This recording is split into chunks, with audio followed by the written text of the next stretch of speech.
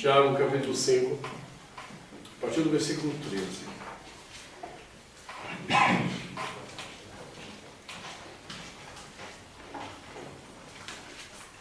A palavra de Deus diz assim: está alguém entre vós sofrendo? Faça a oração. Está alguém alegre? Cante louvores. Está alguém entre vós doente? Chame os presbíteros da igreja, e estes façam oração sobre ele, ungindo-o com óleo em nome do Senhor. E a oração da fé salvará o enfermo, e o Senhor o levantará. E se houver cometido pecados, seriam perdoados. Confessai, pois, os vossos pecados uns aos outros, e orai uns pelos outros para serdes curados. Muito pode, por sua eficácia, a súplica do justo.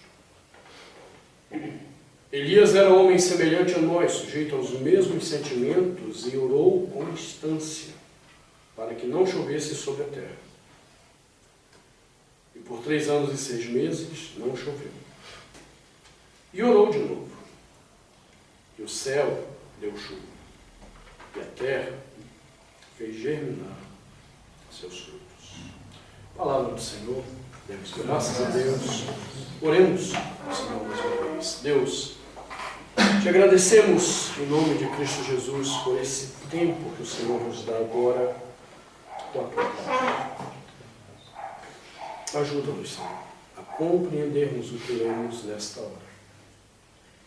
Traz a nós, ó Deus querido, a compreensão da Escritura, para que diante das lutas da vida tenhamos respostas corretas, que te agradam, respostas que de fato honrem ao Senhor em todas as coisas, para a tua glória, para o teu louvor, em nome de Jesus. Amém. Esse pedaço que nós lemos do texto de Tiago é o penúltimo bloco do livro. Estamos chegando ao final. Depois de quase 2 anos com Tiago, chegamos no penúltimo bloco. Sabe Deus quando é que a gente vai terminar esse penúltimo bloco? Mas esse bloco trata de uma questão muito interessante. Para quem está acompanhando essa série há quase 2 anos do livro de Tiago, vai lembrar que quando nós começamos esse texto, a analisar esse texto, nós pontuamos a situação dos irmãos para quem Tiago está escrevendo. Esses irmãos, segundo o capítulo 1, versículo 1, olhem lá comigo, por favor, você está com a sua Bíblia aberta. Eram irmãos que são caracterizados como irmãos da dispersão, em grego, diáspora. E nós já dissemos que a diáspora, historicamente no judaísmo, só teve 2 momentos. A diáspora de 510 antes de Cristo e a diáspora do ano 70 depois de Cristo, quando os judeus tiveram que se espalhar pelo mundo. Um movimento parecido com aquele que aconteceu entre os gregos, por volta do ano de 1022 e depois por volta do ano 800 e poucos gregos também passaram pela mesma situação. Eles tiveram que se espalhar por causa de perseguições. Tiago não poderia estar falando disso. Primeiro porque ele escreve antes do ano 70 e, obviamente, muito depois de 510 a.C. De que diáspora Tiago estaria falando? Do que nós encontramos em Atos 8. Quando a igreja está sendo duramente perseguida em Jerusalém, e essa igreja tem que sair de Jerusalém.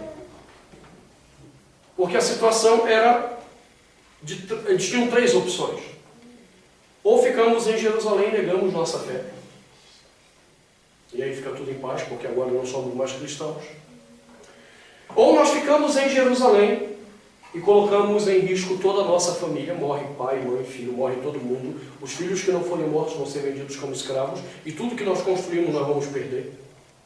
Ou a gente deixa tudo que a gente construiu aqui, vai embora para recomeçar a vida, para não negar a Cristo e também não colocar em risco a nossa família.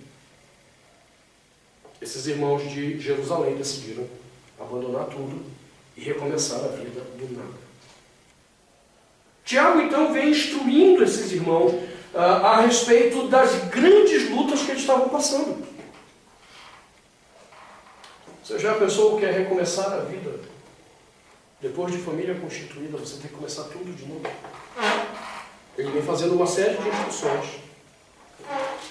E aí, quando chega no finalzinho do livro, ele vai fazer as últimas instruções a respeito do sofrimento.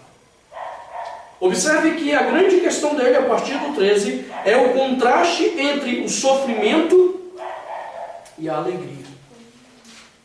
Ele começa dizendo aos irmãos: está alguém entre vós sofrendo? Está alguém alegre? Está alguém doente? Como é que você vai lidar com as vicissitudes da vida? Essa é a palavra em português que nós usamos para expressar o que ele está falando. As vicissitudes são essas oscilações de tempos ruins na vida da gente, às vezes aplacados por tempos bons. Como é que nós lidamos com isso? As pessoas parecem que não entenderam que a vida ela é de oscilações entre o bem e o mal. Entre um tempo de alegria e um tempo de tristeza. Isso não é novidade para a literatura sapiencial bíblica. O livro de Eclesiastes, capítulo 3, já diz: olha, você tem que aprender que há um tempo para tudo na vida. Há um tempo para você sorrir. Mas há um tempo para você chorar. Há um tempo para viver e há um tempo para morrer.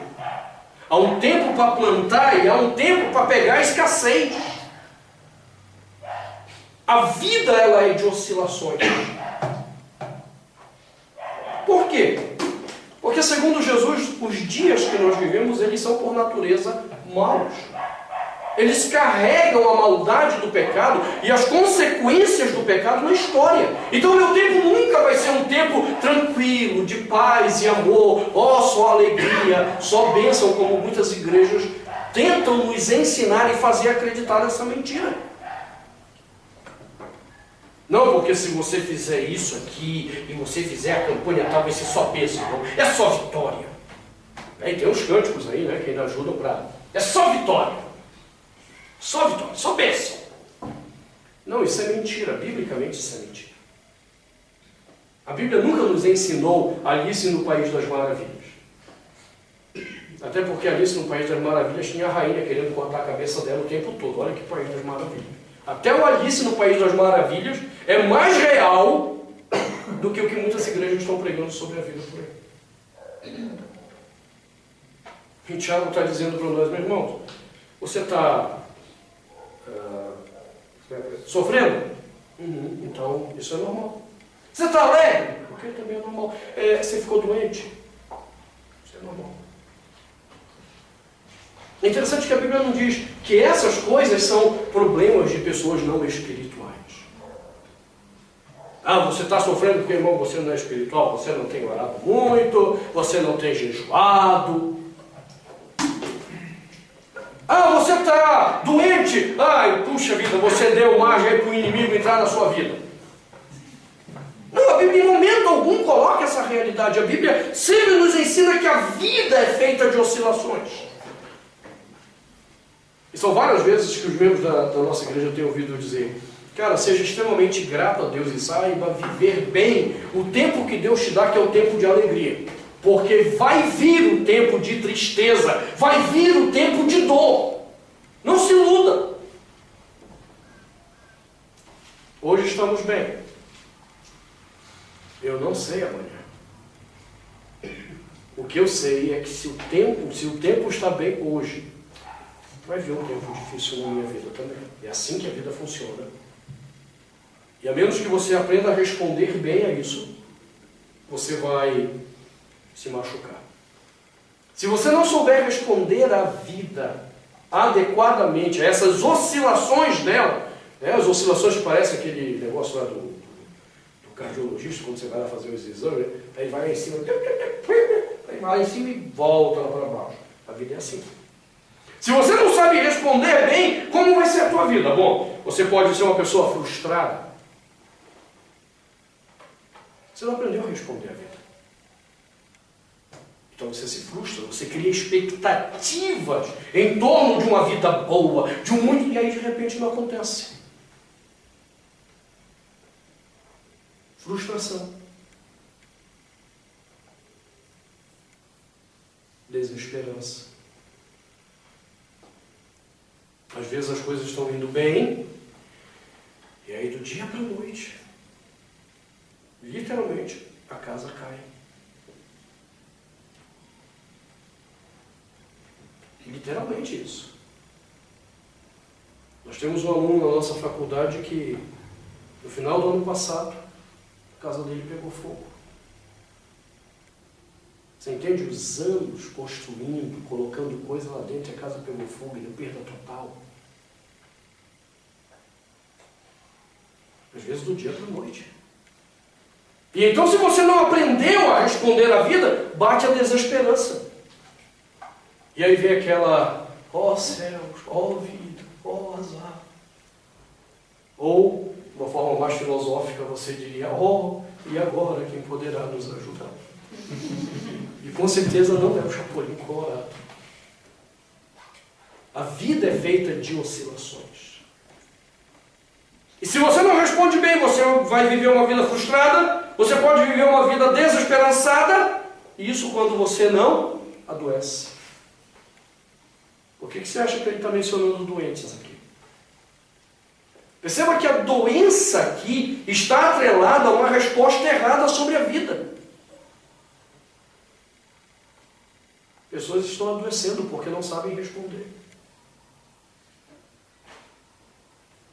Pessoas estão se matando porque não sabem responder às oscilações da vida. Essas são as vicissitudes. Essas oscilações que nos fazem perguntar, Senhor, como nós deveríamos responder quando o tempo ruim chegar sobre nós? Como nós devemos nos portar no momento que as coisas não acontecem como nós gostaríamos? Eu confesso aos irmãos que Deus tem me ensinado isso ao longo dos anos. Tenho aprendido. Eu não posso dizer para você que já tirei nota 10. Mas tenho procurado aprender. E algumas pessoas Deus vai colocando no caminho para me ensinar isso. Eu já mencionei numa ocasião, quando eu pastoreava lá no sul de São Paulo, a igreja presbiteriana de Itapeva. E o presbitério, como eu era pastor auxiliar, o presbitério, ele havia me designado para dar assistência a uma igreja de zona rural. Eu lembro quando eu fui visitar para conhecer os irmãos da zona rural, era rural mesmo o negócio, eu nunca tinha visto aquilo em Itapeva. É comum na minha terra, quando você fala assim, lá no interior do Amapá, é floresta. Estou acostumado, minha terra. Mas interior de São Paulo, qualquer cidadezinha que você escolher lá para morar é uma maravilha. Então, é lá na zona rural. Também conheci algumas zonas rurais que era uma maravilha. Quando eu vi, eu lembro até hoje o dia, coloquei terno, gravata. Graças a Deus me libertei desse negócio de terno e gravata. Jesus. Coloquei terno e gravata. Eu não sabia como é que era o negócio. Peguei o melhor terno. Um terno fino que eu tinha. Era o único também. Peguei o carro, estrada. 6 horas da manhã saí de casa. Aquela paisagem bonita. De repente acabou o asfalto. Eu disse, poxa, isso aqui em São Paulo não é comum você ver. Acabou o asfalto, isso é. Deve ter dado algum problema, estão recapeando, que nada. Eu comecei a entrar no meio da mata. Quando eu vi, passei um mata-burro. Você sabe o que é mata-burro, né? Aquela pontezinha que faz um riachozinho para o boi passar. Atravessando, eu disse, rapaz, isso aqui está parecendo minha terra. E fui conhecer um pessoal de uma realidade muito simples. E no dia que eu ia para lá, eu ficava o domingo todo, de manhã até a noite. Eram 2 igrejas que eu tinha que dar assistência durante o dia. E nos intervalos de escola dominical e culto das 2 igrejas, eu tinha que reunir o conselho e tinha que visitar o pessoal. E aí eu saí uma tarde para visitar uma família. No primeiro dia, aliás, na tarde, saí para visitar um casal. E aí eu estou descendo lá, porque era uma região de montanha, estou descendo lá o barranco. E aí eu olho para casa, aquela casa de taipa, que você fala, né? De sapê. Eu disse, ok. E aí eu olho para o telhado, é um telhado de folha brasilite. Não, de alumínio, perdão, eu disse, Jesus. Eu olhei para aquela condição daquela casinha, aquele telhado, e eu só imaginei aquele telhado por causa de uma coisa, aquela região é fria. Só assim que vive ali. Porque se não fosse, como é que ia viver com um telhado daquele de alumínio, uma folha de alumínio? E aí encontro o proprietário da casa, que era um membro da igreja, um velhinho já. E aí eu me preparo como pastor para levar uma palavra de esperança, de consolo para o irmão, naquela dura realidade. Aí eu desço do carro, me apresento e disse, o senhor que é o nosso novo pastor, que bom. Aí se apresentou e eu disse, e o senhor? Como é que o senhor está? Ele olhou para mim, eu me preparei, né, espiritualmente agora. Já pensei no salmo que eu ia ler para ele. Pastor, estou bem, pastor, graças a Deus. O senhor está bem? Estou bem, pastor. E aí o cara começou a me falar de como Deus era bom com a vida deles. Pessoal. Aí eu comecei a ficar instigado. Comecei a agir como um advogado do diabo, né? E a sua esposa? Cadê? Ah, ela está ali na cama, ela está meio adoentadazinha. Eu disse, vai ter uma queixa. Está adoentadazinha. E como é que ela está? Está bem. Apesar de estar adoentada, mas está bem. Deus tem cuidado da gente. Eu disse, vai ser difícil aqui. Ah, vamos lá, vamos entrar. Eu fui entrar na casa, irmãos, não tinha piso, era chão, terra batida. Entrei no quarto do casal, uma velhinha, adoentada, numa cama, cujo colchão era de palha. Eu disse, bom, agora eu vou ter trabalho pastoral. Agora eu vou ter que levar uma palavra de consolo. Piedosamente me aproximei, me apresentei, perguntei para ela, como é que a senhora está? Você sabe aquele teorema japonês? Tá na cara? Tô doente, né? Mas você pergunta o que você quer colher para poder. Como é que a senhora está? E ela olha para a minha cara e diz, pastor, bem. Mas assim, a senhora não está doente? Estou, pastor, mas Jesus tem cuidado da gente. Você sabe, eu fiquei quase 1 hora, porque fui levar ceia para eles também. E a vida deles me impactou, e eu lembro sempre deles quando eu penso na resposta que eu dou à vida. Como é que eu respondo às minhas adversidades? Na maioria dos casos, nós não sabemos responder. Nós respondemos olhando para os egoísmos do nosso coração. Nós respondemos como crianças mimadas e egoístas, que quando não são atendidas no que querem, fazem birra, ficam empurradinhas, fazem biquinho. E dependendo da malcriação da criança, ela não foi bem educada, não tomou umas peias bem dadas na sua malcriação, quando ela não é atendida, ela ainda sai xingando, dando palavrão, falando palavrão. A gente responde como crianças mimadas. Gente que não cresceu, gente que não amadureceu, gente que não sabe responder às dificuldades da vida e age como criança. Aí Tiago vem e diz, irmãos, eu entendo o que é sofrimento. E você sabe por que Tiago entende que é sofrimento? Não é porque é o contrário de hoje, né? Hoje eu acho engraçado esses pastores que tem por aí, tipo Edir Macedo, aquele filho do inferno. Edir Macedo é o filho do diabo, aquele homem. Ele é um enganador de pessoas usando o nome de Cristo para enganar pessoas. Há uns anos atrás eu vi uma campanha da igreja dele, que eu disse, cara, esse cara é um demônio. Ele está lá no Mar da Galileia. Aí a campanha dele é a seguinte. Que ele não entendia.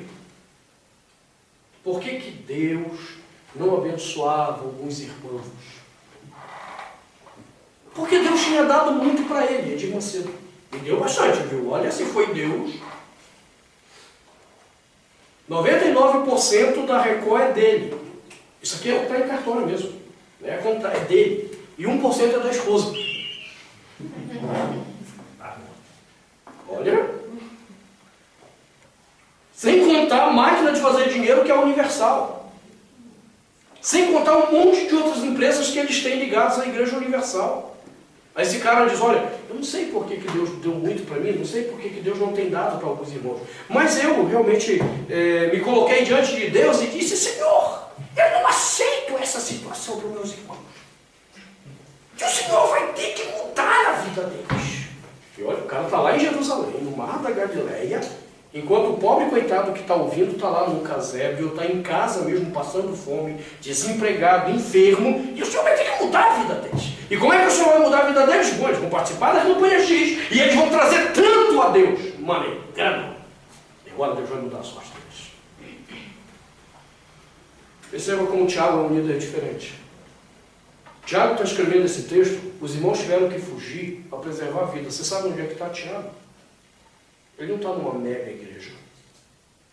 Em momento algum ele pediu oferta para a igreja. Tiago está lá em Jerusalém. Ele está pastoreando a comunidade de cristãos de Jerusalém que ficaram. Dá para entender isso? O que aconteceu com Tiago, irmãos? Ele foi assassinado.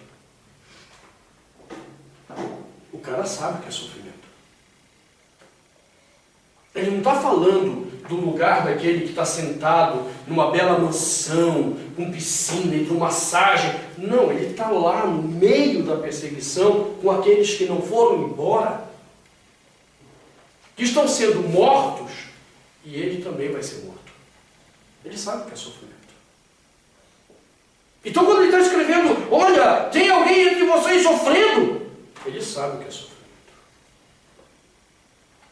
Tem alguém aí que está alegre, ele sabe que está alegre. Tem alguém doente, ele sabe que é doença. É por isso que esse texto de Tiago, ele realmente me provoca algumas questões pessoais. Porque qual é a nossa vivência na dor do outro, na experiência da dor do outro? Às vezes nós falamos daquilo que nem sabemos como é que é. E às vezes a gente nem se preocupa em saber como é que é. E Tiago quer ajudar esse pessoal a crescer, a não ser infantil, a não ficar respondendo com birrazinha infantil para a vida. Porque não ajuda em nada. O que você ganha quando você responde de forma errada para a vida? Nada. A não ser amargura de coração. Quando você começa a responder de forma errada, você apenas amargura seu coração. E aí adiantou o quê? Há um caso na Bíblia muito interessante sobre isso. Observe lá comigo, livro de Ruth. Pega aí sua Bíblia, dê uma olhadinha antes. Depois do livro de Juízes, antes de Samuel, o livro de Ruth.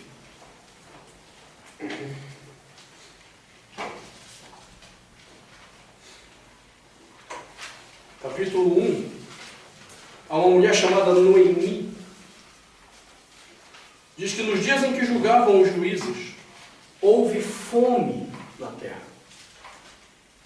Olha, é bom vocês se acostumando, porque do jeito que está a situação no nosso país, Nós vamos começar a ver escassez de alimentos de novo. Ok.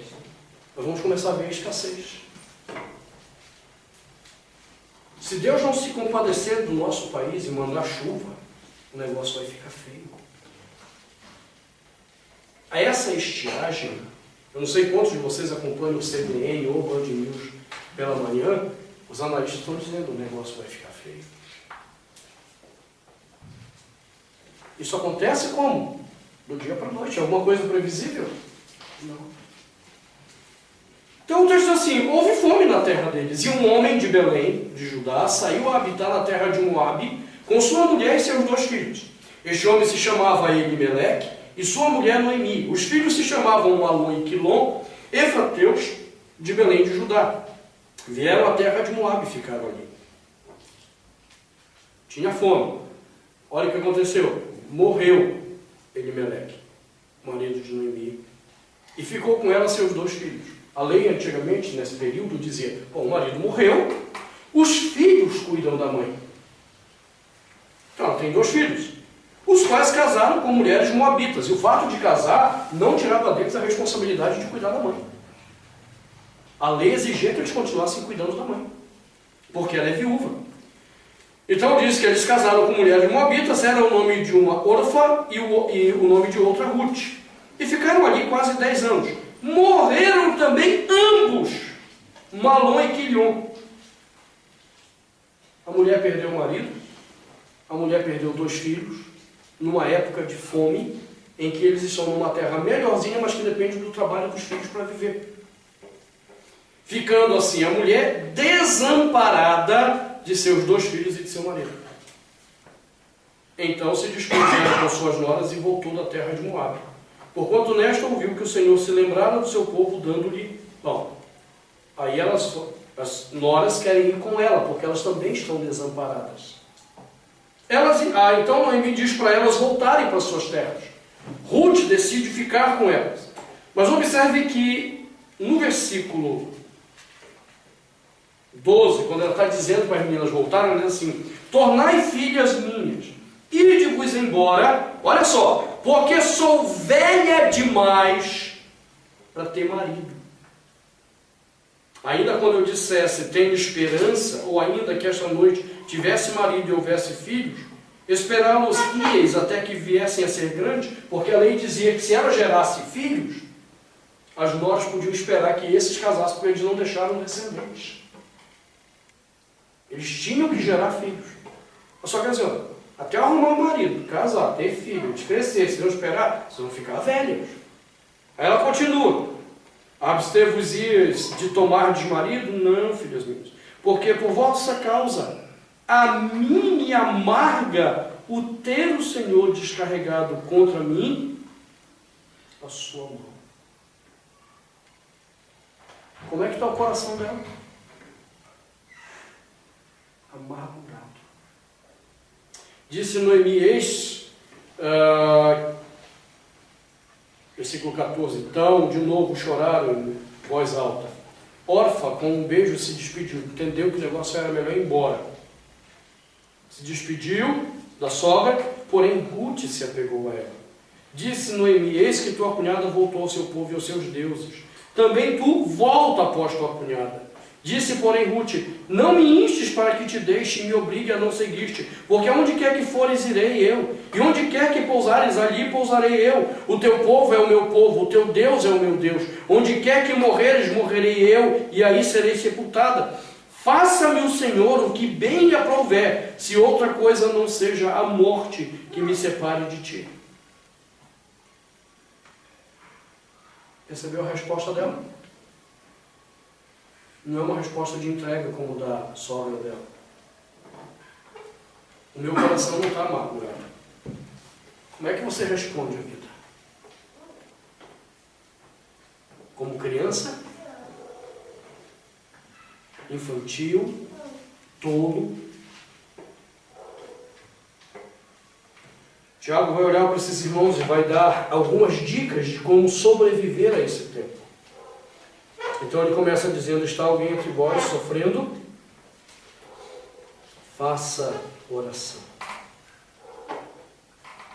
Está alguém alegre? Cante louvores. Está alguém entre vós doente? Chame os presbíteros da igreja e estes façam oração sobre ele, ungindo-o com óleo em nome do Senhor. Ele coloca 3 situações diferentes da vicissitude. E como nós devemos responder. Problema. Nós precisamos entender cada uma dessas palavras que ele está dizendo. Porque quando não compreendemos dentro da literatura bíblica o que significa, por exemplo, orar, aí a gente vai ver um bando de gente que faz da oração apenas mais uma máquina de sofrimento. Nada mais do que isso. Quantas pessoas eu recebo em aconselhamento bíblico que dizem para mim: pastor, eu tenho orado e não tenho conseguido nada. Porque aprenderam aquela besteira pagã que entrou na igreja que diz: irmão, você tem que orar. Porque muita oração, muito poder. Pouca oração, pouco poder. Nenhuma oração, nenhum poder. Isso é mentira. A oração não tem poder para mudar realidades. Isso é uma mentira que nos foi ensinada. A oração, ela tem um lugar para nos ensinar a lidar com os nossos problemas da vida. A única coisa que pode mudar realidades é a palavra de Deus. É a palavra de Deus que traz o poder de Deus sobre aquilo que está revelado. É a palavra de Deus que reflete o Filho de Deus encarnado. Agora, o Filho de Deus revelado na Escritura. Ela tem poder. Então não vamos orar? Não. Precisamos aprender o que significa orar no contexto das nossas adversidades. E quando nós entendemos corretamente a oração, eu não vou me frustrar. Eu não vou me frustrar. E se eu orar e não mudou nada, eu não estou frustrado. A oração me ensinou a lidar com aquilo. Você está entendendo a diferença? Oração não é poder para mudar a realidade. Oração é poder de Deus mediante a palavra dele que muda a nossa postura diante da vida. Um dos grandes ateus convertidos do século XX, chamado C.S. Lewis, até hoje os ateus choram a conversão do C.S. Lewis, porque Lewis era um dos ateus mais famosos do mundo, um dos ateus mais brilhantes do mundo, e ele compreendeu Cristo e se converteu. Lewis tem um livro chamado Cristianismo Puro e Simples. Agora foi publicado novamente pela Martins Fontes, com o título Mero Cristianismo. E ele tem um capítulo sobre oração. Daquilo que ele aprendeu biblicamente. Eu li na época de seminário o livro desse cara. Lá nos idos de 1991, 92. Faz um tempinho já, né? E uma coisa que me chamou muita atenção, porque eu acreditava nessa coisa, muita oração, muito poder. Eu acreditava que pouco oração, pouco poder. Eu acreditava que nenhuma oração, nenhum poder. Então, ai meu Deus do céu, hoje eu não orei, estou sem nenhum poder. Eu acreditava nessas glórias. Lewis colocou uma coisa naquele livro que mudou meu entendimento de oração. E eu disse, em lugar algum na Bíblia, a oração é para mudar a história. A oração é uma forma de submeter o nosso coração a Deus em meio das adversidades que vivemos. E aí ele começa a analisar biblicamente o ensinamento da oração. E aí quando eu olho para Tiago, eu entendo quando ele diz: está alguém sofrendo? Faça a oração. E ele não está dizendo: faça a oração de guerra, determine a sua bênção, repreenda o maligno, o devorador. Não, a oração não tem nada a ver com isso aqui. A oração tem a ver com esse contentamento que aprendemos diante de Deus, diante daquilo que passamos. Ok, é isso que eu quero analisar a semana que vem com vocês. Cada um desses pontos. Oração, louvores e a oração feita pelos presbíteros para aqueles que estão enfermos. O que deveríamos esperar da enfermidade? E esse é um excelente texto para entendermos doenças e graças a Deus. Quero examinar isso a partir da semana que vem. Nosso horário já está avançado. Minha oração é que você compreenda que há uma necessidade que a Bíblia nos ensina de respondermos corretamente aos nossos problemas. E quando você não aprende a responder corretamente, então não espere muita coisa da sua vida. Sua vida vai ser sempre uma desgraça pessoal mesmo. Porque você não aprendeu a responder como Deus quer que você responda. Quando você aprende a responder, você vai ficar que nem aquele casal de velhinho. O mundo pode estar desabando, mas a paz reina no seu coração. Você vai conseguir olhar com mais sobriedade para a vida, sem desespero, sem dor. Você aprendeu a responder corretamente. Vamos examinar isso semana que vem. Vamos orar? Deus, nós chegamos diante de Ti, pedindo a Tua misericórdia, a Tua bênção, sobre a forma que temos respondido, a forma como temos lidado com os nossos problemas. Ajuda-nos, Senhor. Ajuda-nos a termos o entendimento correto daquilo que o Senhor revelou,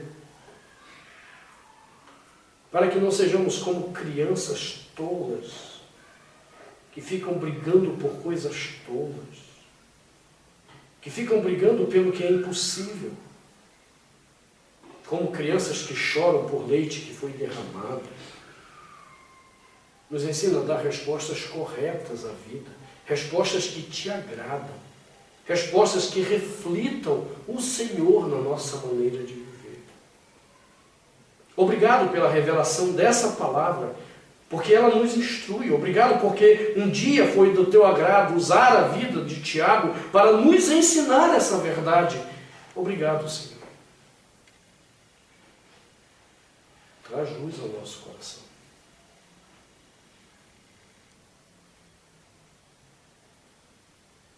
Para que as pessoas vejam na nossa maneira de responder às vicissitudes da vida, elas possam ver Cristo Jesus, aquele a quem amamos, aquele a quem queremos testemunhar em todas as coisas.